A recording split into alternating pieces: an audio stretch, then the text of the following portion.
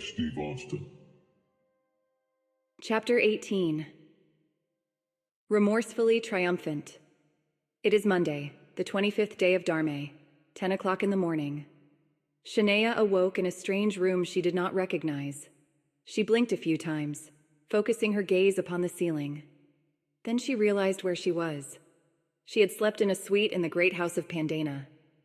Genevieve had met Shanaeah, Darkinum, and the rest of the 13 at the gate of the city after the battle ended, and personally escorted she and Darkinum to guest rooms, and the remainder of the 13 to a patio which had been prepared as sleeping quarters for them. Shanaeah sat up in the bed and stretched. She couldn't decide whether she wanted to succumb to her hunger and remove herself to the dining hall, or give in to the exhaustion she was feeling, and fall back into the warm, soft bed and sleep a few more hours.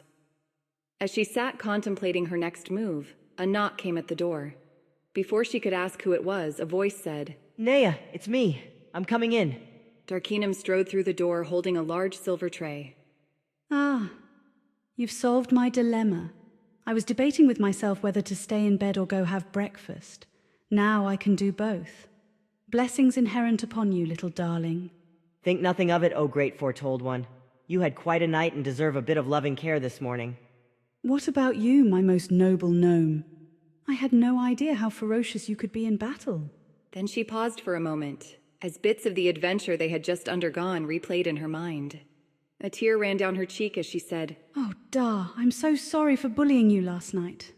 I had no idea you would be so frightened of flying." Darkinum reached over and gently wiping the tear from her face, he said, How could you have known? You've been flying since you were a child.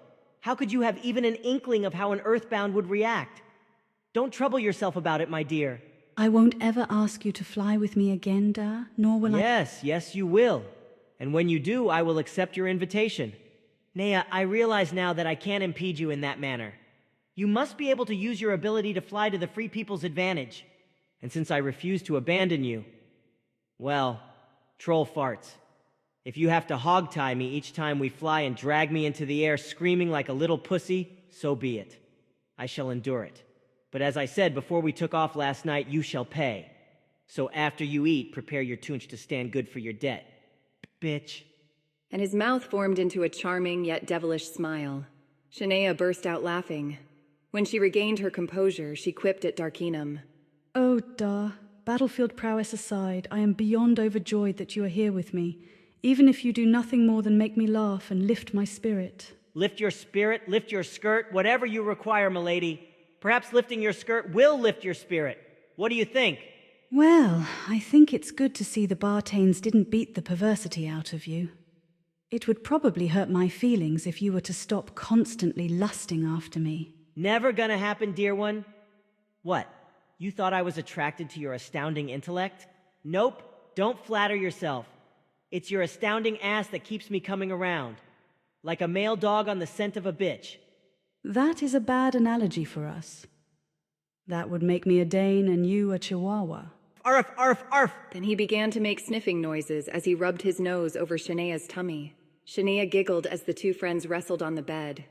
After several minutes of this type of play, she finally said, "Okay, enough, I can't breathe." The roughhousing ceased and the two settled in, snuggling alongside one another. It wasn't a sexual thing. It was innocent, like two young children cuddling simply because it felt good and comforting to do so. They lay there for a while, enjoying the childlike intimacy when Shanaeah finally broke the silence. "Dar, I don't know how to feel right now." What do you mean, Naya? You should feel triumphant. The foretold rose up and kicked ass last night. "I suppose.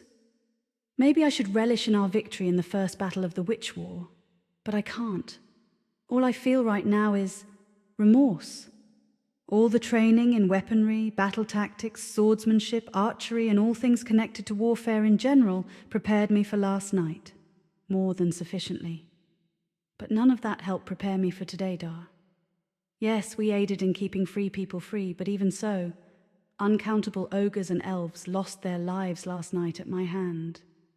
During all those hours spent in training on the fields of Ranigar, it never fully dawned on me that I was being trained to take the lives of other sentient beings. It was just another part of my education.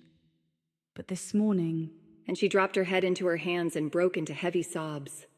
Naya, darling, unfortunately I can't remove your regrets. All I can do is point out all the good that has and will result from the action you took last night, because you were willing to do what was necessary to prevent the will of certain evil sentients from being imposed. An entire city full of free beings remains free. Had you not been willing to sacrifice not only your very life, but your peace of mind as well to defend that freedom, several thousand gnomes would either lie dead or be enslaved this morning. Yes, many had to die. At your hand, at my hand, at Captain Gennard's hand, at Captain Parnell's hand. Yet even if the earth laments every drop of blood spilt, you must consider this. Just how much more lamentation would the earth have to endure had you not did what you did? Had we not did what we did? Killing people will never be a pleasant activity. But unfortunately, there are those people who force our hands. Don't think of yourself as a killer, Naya. Think of yourself as a defender of the innocent. Because that's what you are. That is what the Inherent itself created you to be. You murdered no one. What you did last night was an act of love. Love for the free peoples of Aeros. Shanaeah lifted her face from her hands, and as she looked over at her best friend, a subtle smile began to form on her pretty ruby lips. She gently put her right hand behind Darkinum's head, and pulling him toward her, she kissed him lovingly. My father is one very wise minister. Had he not placed you under blood oath to remain committed to me throughout this ordeal, I honestly don't know what kind of shape my spirit would be in this morning in your absence. Thank you, little darling. You've put this whole matter in the proper perspective. No, you can't take my regrets away, but I see now that what I do, what we do, must be done to preserve the greater good. Again, dearest friend, I cannot express how delighted I am that you are here with me. Hey, of course the foretold would be nothing without the great Darkinum at her side. I guess every hero needs a sidekick. You don't mind being mine, do you? Why, you cocky little prick? Go fall into a huge puddle of discarded pusswash. And with that, the two dear friends enjoyed a much-needed spirit-lifting belly laugh as they cuddled together on Shanaeah's bed. And Shanaeah finally got to eat her breakfast. Oddicum and Manish hadn't slept.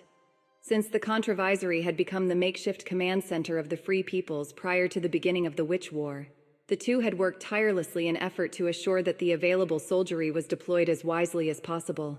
Reports had been coming in all morning concerning the Free People's victory at Pandaeneans. A banquet was planned this afternoon in the great house of the Gnome capital to honor Shanaeah, the Solitarians, the Gnomish soldiery, and the Rock Giants, who, along with the foretold, turned the tide and ensured that the city remained free. Yet all the news wasn't good. In fact, members of the Messenger Corps had just arrived from the southeast with some very, very disturbing tidings. Sires, it appears that even though we were able to repel Minerva's forces in the north and the west, we did to a certain degree play into her hand. As we fortified our positions around the northern Noid cities and Pandaeneans, we thinned our forces to the southeast, leaving the Noid cities of Morganton and Port Parsus sparsely defended. A force of Bartanes and Ogres, 3,000 strong, had marched cross-country over the southern wastes from Rorsch to the edge of the Longwood, where they camped. From that point they divided, sending 1,000 to Port Parsus and the other 2,000 to Morganton, to attack and subdue both cities, in which they were successful on both counts. Both Port Parsus and Morganton are now under Marfo rule. Along with the elves and ogres, approximately 40 witches made the march as well. Both cities surrendered without much of a fight, and are at this point being ruled by the witches, and heavily guarded by the elves and ogres. Oddicum bowed his head and shook it disdainfully at hearing this piece of news. After a few seconds of anguish at the thought of just what they had lost, he lifted his head and spoke.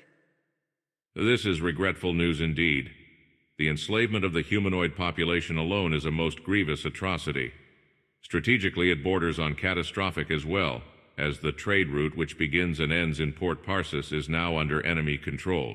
Certain commodities which arrive from across the sea will cease to be available, and commerce generated from exporting goods across the sea will evaporate as well. How could we have been so negligent? But Manish spoke up and reminded Oddicum of a few redeeming facts. There is no way we could have foreseen this turn of events, Oddicum. Reinforcing the cities to the west and north was the most logical and seemingly most prudent course of action. We did not know, and still don't really know, exactly how much augury Minerva had at her disposal. And we certainly were not aware that the Bartanes had given their allegiance to her. Yes, you are right, Manish. But even so, as it stands, it seems Minerva may have gained the upper hand. She has seized control of Aeros's purse strings and placed forces in very strategically sound positions. So it would seem. Yet as long as we defend the Gnomish cities and Boniscus, we have control of the bulk of the food.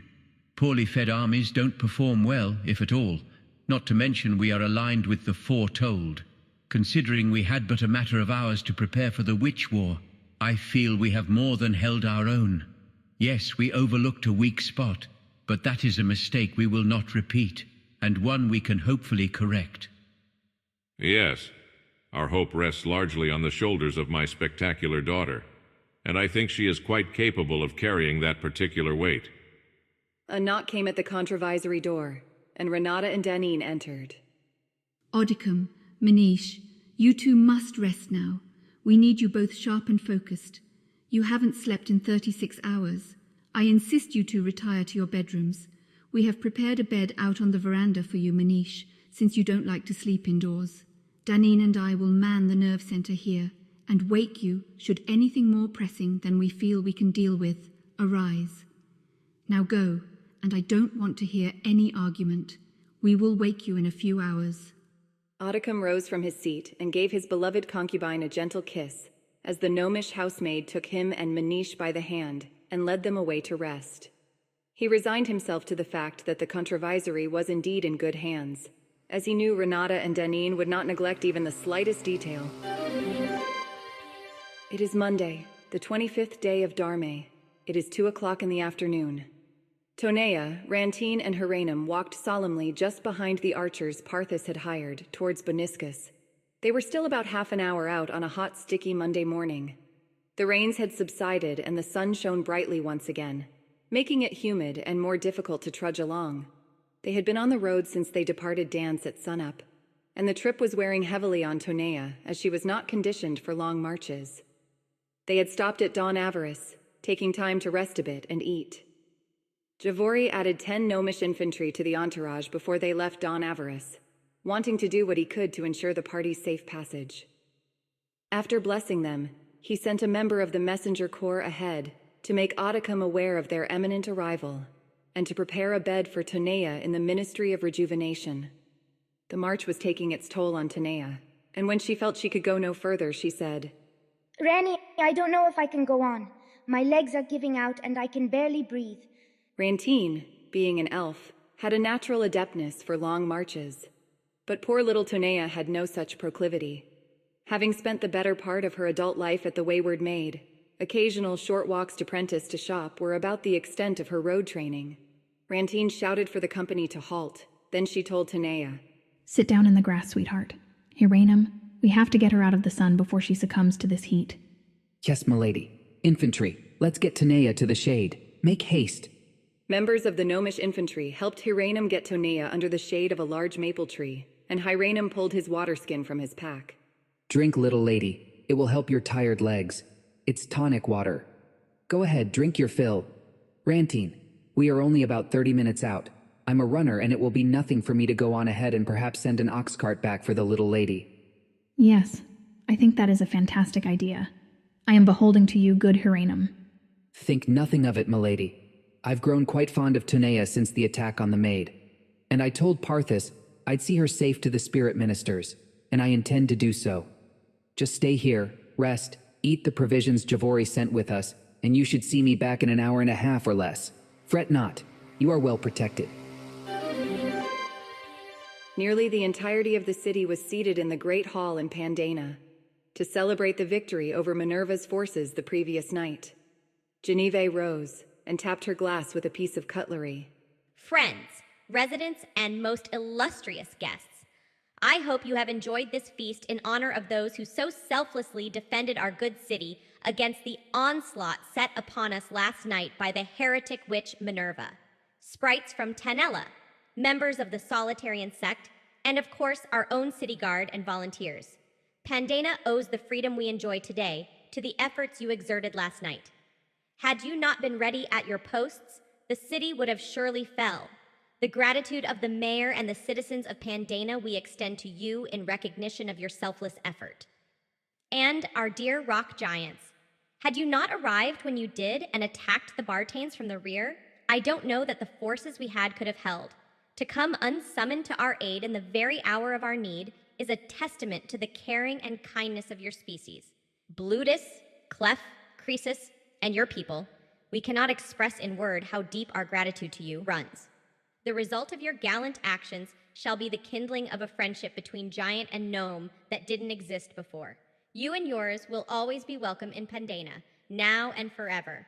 And lastly, the one foretold and her guard, Darkinum, Parnell, and the noble sprites of the 13 who defended our own beloved Shanaeah as she invoked her mage upon our enemies. May the inherent encompass and keep you throughout the duration of this, the Witch War, and beyond. While we remain dependent upon the chivalrous labors of the soldiery, our hope lies with you, Shanaeah, you and the 13 who have been sworn to defend you as you defend us. Blessings inherent upon you all as you strive to overthrow the evil which has taken shape at the distillery. And now, a moment of silence in reverence and appreciation of those who gave their lives last night to keep Aeros free. After the moment of vigil, Genevieve said in conclusion, So, good people of Aeros, enjoy the bounty upon the table this afternoon. Enjoy the company of your fellow Aeronians. Enjoy the freedom these magnificent fighters have ensured for you today. And as you leave the dining hall, be sure to beseech the inherent to encircle us all with the blessings therein. Thank you all for coming today in support of our glorious defenders. Applause and cheers erupted as Genevieve ended her short speech. The mood in the dining hall was festive to a certain degree, as the citizens of Pandaena let out a collective gasp of relief. Confidence had risen, and fear had subsided to a large degree, as the Pandaeneans basked in the glory of their initial victory against Minerva's forces. Shanaeah and Darkinum had engaged themselves in light-hearted conversation as they sipped their sarnay, a gnomish brandy. Darkinum rolled his eyes at Shanaeah as he voiced his objection to what she was scheming. I don't know, Naya. You may be biting off more than you can chew. We don't really know much about them. Well, Mum and Dad say they are actually quite sweet. Yes, they could tear the top off of a maple tree, but unless driven to it, they are docile and amiable. Troll shit. Okay then, I can already see that your stubborn little ass will not let me talk you out of this. Just be careful. He could hurt you without meaning to. And come see me immediately after you're done. I will. Don't worry. I'll bail if I think it's not going to go the way I want it to. Okay, have fun. This should be interesting. Go on. Go work your sprightly charms, you little slut. Shanaeah giggled, then rose and kissed her beloved friend atop his bald head. Then she turned and strode away in the direction of the rock giant, Blutus. Hi, I'm Shanaeah. Can I sit with you? And the giant answered in his smooth, deep voice. Yes, please make comfort. I called Blutus. I've never met a giant before. This is an honor and privilege. I meet sprite before, but never meet as pretty as you. You very pretty. Blutus think he never see prettier. So Blutus is one honored. Blutus meet your mother. She pretty too, but you more prettier. And he chuckled. His chuckle was so deep in tone the table actually shook. Oh, thank you. You are so sweet and so handsome. Do you have a wife? Blutus no marry. No have girl right now. Blutus have a few rock giant girl before. Blutus like girl, but too busy with crop right now. Shanaeah have boy? Yes, I have several boys. Would you like to be one of my boys, Blutus? You want Blutus be Shanaeah's boy now. You want Blutus play with pretty sprite. Shanaeah giggled. Well, you certainly are not shy. Why don't you come to my suite and we can get better acquainted? Would you like that, sweetheart? Blutus like to see pretty sprite. Yes, Blutus come to suite, whatever suite is. Shanaeah rose and took Blutus by his huge right hand and led him toward the dining hall's point of egress. She grinned and winked at Darkinum as she and Blutus passed. and he returned her grin.